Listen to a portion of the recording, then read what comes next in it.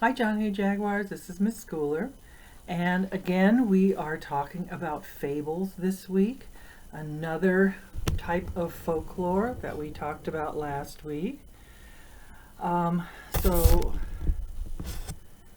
we have our folklore. We've talked about pourquoi tales, which told how things got the way they were, and fables. And fables had three major characteristics. One, animals acting like humans or having human characteristics.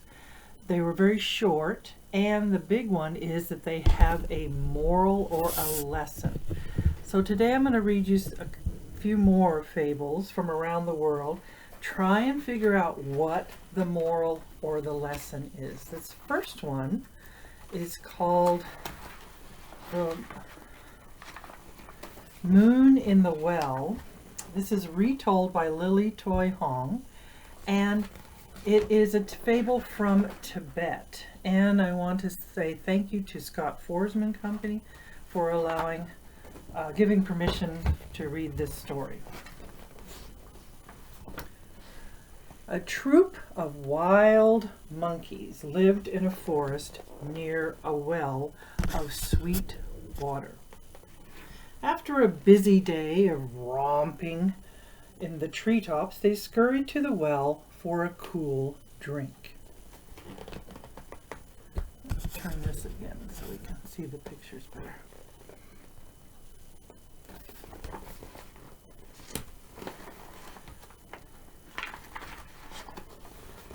The leader arrived first. "Oh, how terrible," he said. "The moon has fallen in the water. Look!" They could see the bright full moon floating in the water. See it there?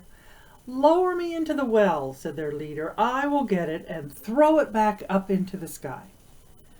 Well, they all crawled onto a branch that hung over the well, and one monkey sat on the branch. He held on to the tail of another monkey, holding him above the well.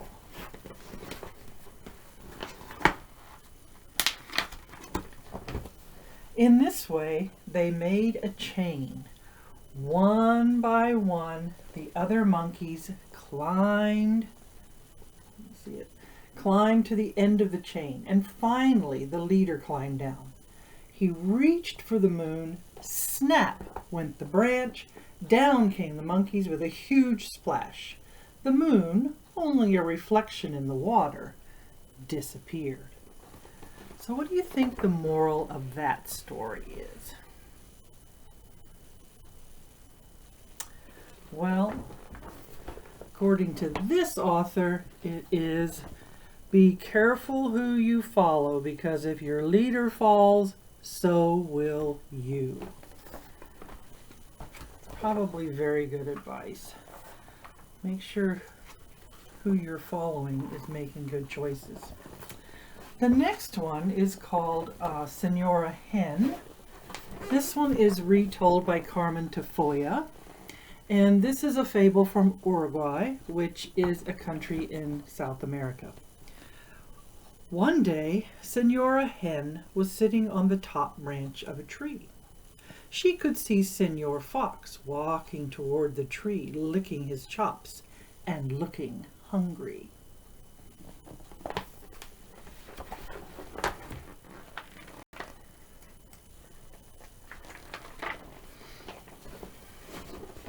Senor Fox looked up and he saw the fat hen. "My dear friend," he said, "please come down so we can visit." "But you will eat me," said Senora Hen. "Oh, no, I won't," said the fox. "There is a new law that all animals will be friends. Come down and celebrate." "Oh, how wonderful," said Senora Hen. "Why, here come 1, 2, 3. 3 what?" asked Senor Fox. 4, 5. 5 what?" asked Senor Fox. "Well, 5 friends to celebrate with us."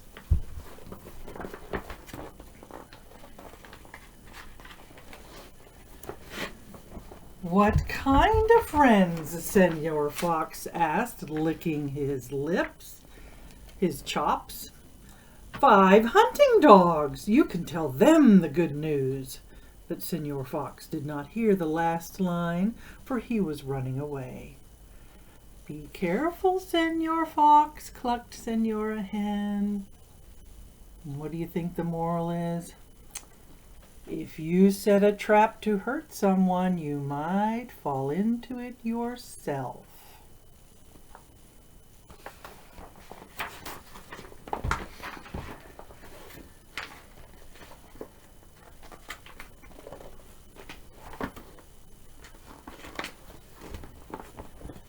Next one is a Native American fable,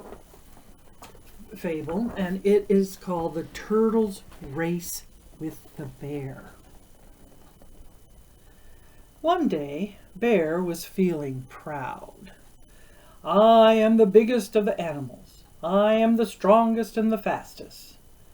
And then the small voice of Turtle spoke up. "I challenge you to a race." Bear laughed. "But you are the slowest of all."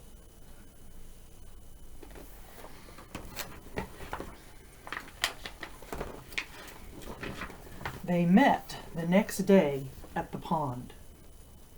Turtle showed Bear the holes he had made in the ice. "Bear, you will run along the bank," said Turtle, "and I will swim under the ice. And each time I reach a hole, I will stick up my head." "Let's go," said Bear. Turtle plopped into the first hole. In no time, Turtle's head popped up out of the next hole. "Here I am, Bear. Catch up with me," called Turtle. Bear ran faster, but Turtle popped up farther ahead.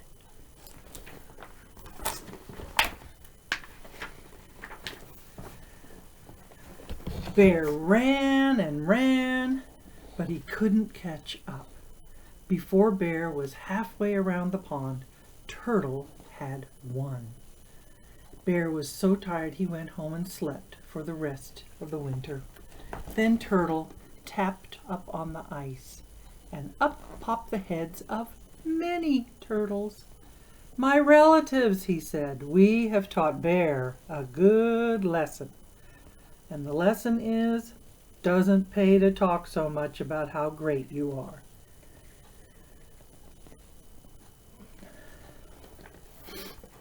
You think Bear learned not to brag? The last one I'm going to share with you is an Arabic fable, and this is called The Ape, the Cats, and the Cheese. A wise old ape sat in a tree watching 2 cats below. Oh no! The cats stole some cheese from a mouse. Then they began to shout, "Who should cut the cheese in 2? "Well, not you," said one. "Well, not you," said the other. The ape jumped down from his tree. "Let me divide the cheese," said he, breaking it into 2. One piece was bigger, so the ape took a bite. Now the other piece was bigger, so the ape took a nibble. "I'll nibble and bite till it comes out right," said the ape, and little by little he nibbled the cheese away. "You ate our cheese!" the 2 cats cried. "Your cheese?" the ape said, surprised. "That cheese belonged to the mouse." The ape said, "You got the cheese by thievery. You lost the cheese by trickery." And the moral, besides don't let an ape divide your cheese, unless you get something honestly, you cannot say, "This belongs to me." So there were several fables from around the world, and it was from this book called Fables from Around the World. And remember, I believe all of those fables met our criteria. Animals that were kind of acting like humans, they were short, and they all definitely had a moral or a lesson. So I hope you've been enjoying our folk tales, and I will see you next week. Bye for now.